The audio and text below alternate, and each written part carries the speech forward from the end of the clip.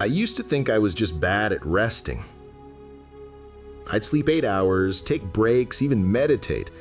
But by 3 p.m., I'd feel like my brain was running on fumes, like I'd shown up for the day, but my energy hadn't.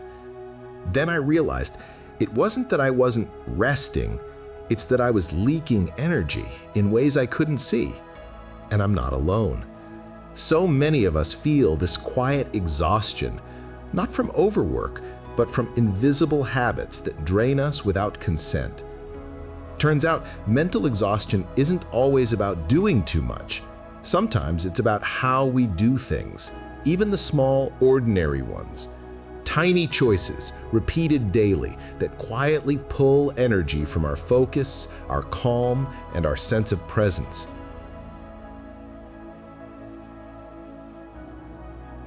Today, we're going on a gentle energy audit, not to fix ourselves, not to become more efficient, but to notice where our energy slips away and how to gently bring it back. Let's begin with the first hidden drain.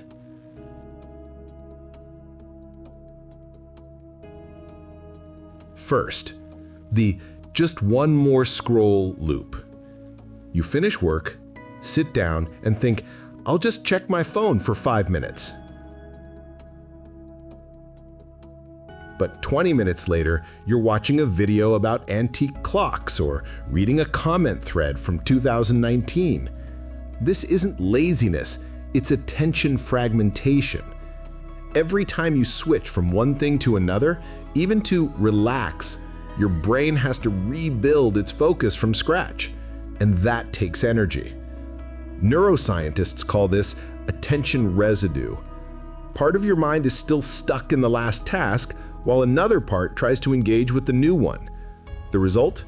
Mental static. The drain isn't the scrolling itself, it's the lack of true transition between doing and being. Here's how to plug it.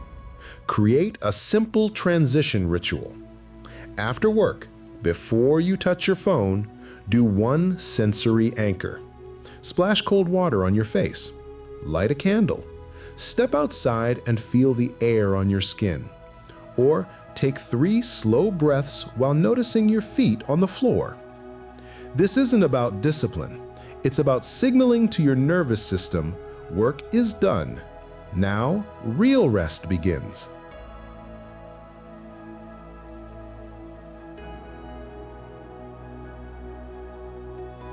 Second, the polite over-availability trap. You reply to messages instantly, even at night. You say yes to favors when you're already stretched thin. You keep your calendar open just in case. You tell yourself you're being kind, helpful, reliable. But underneath, there's a quiet cost. You're teaching your brain that your time and energy are always up for grabs. This is emotional labor in disguise. And without boundaries, it becomes a slow leak of your inner reserves. The drain? A constant low hum of stress, the kind that doesn't feel urgent but never fully goes away. How to plug it? Practice the art of the gentle delay. Instead of replying right away, say, "Let me check my schedule and get back to you." Or, "I'd love to help. Can I circle back tomorrow?" That small pause isn't rude. It's self-respect in action. And it gives you space to choose instead of react.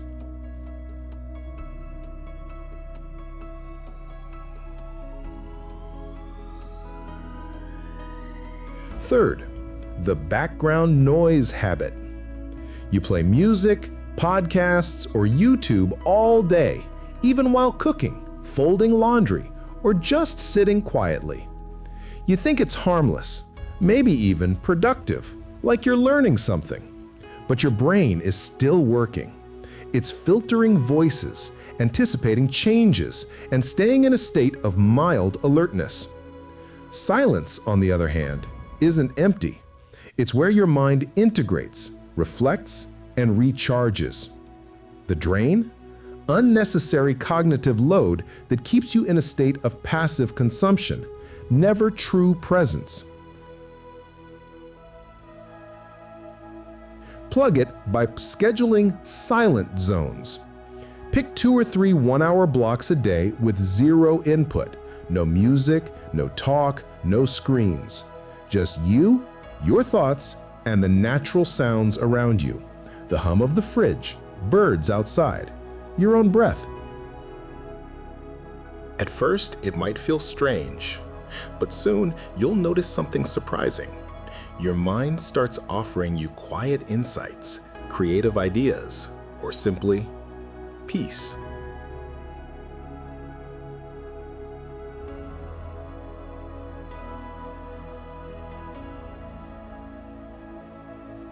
Fourth, the unfinished task loop.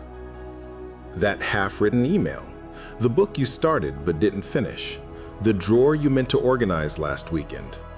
These aren't just undone chores, they're open loops in your brain. Psychologists call this the Zeigarnik effect.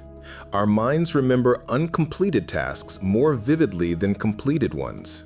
So even when you're not thinking about them, they're humming in the background, like apps running in the background of your phone, slowly draining the battery. The drain? A subtle, nameless tension that makes it hard to fully relax. Here's how to plug it. Close one loop per day, no matter how small. Reply to that email. Fold one shirt. Write one sentence. Put one item back in its place. You don't need to finish everything. Just close one door. Because completion, however tiny, sends a signal to your brain, it's safe to rest now.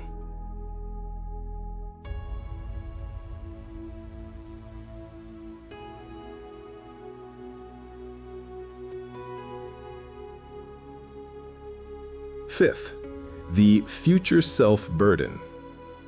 On Sunday night, you plan your perfect week. Morning routines, deep work blocks, healthy meals, evening walks. But by Monday afternoon, you're already exhausted. Not from doing, but from anticipating. You're not living today. You're mentally carrying tomorrow's weight, next week's deadlines, and next month's goals all at once. This is anticipatory fatigue, and it's incredibly common in high achievers and sensitive souls alike. The drain? You're lending energy to a future version of yourself who may never show up exactly as planned. How to plug it? Shift your question. Instead of asking, "What should I do today?" ask, "What does today's me need to feel grounded?" Maybe it's skipping one meeting. Maybe it's eating lunch away from your desk. Maybe it's saying no to one extra request. Protect your present self, not out of selfishness, but out of wisdom. Because only a nourished present self can show up for the future.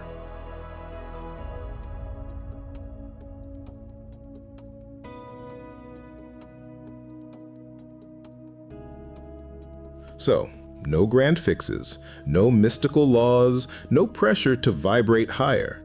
Just 5 quiet leaks most of us never notice, and 5 human-sized ways to plug them. You don't need more energy. You just need to stop losing it in the cracks.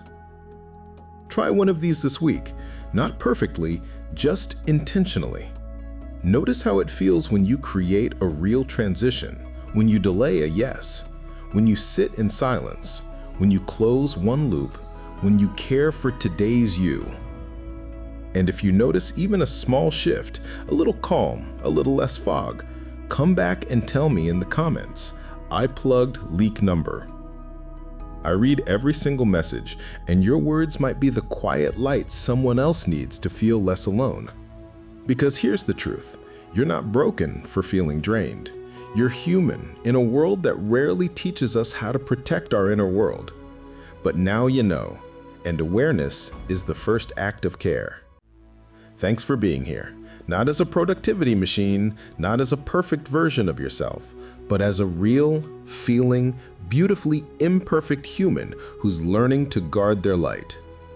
You've got this, one small plug at a time.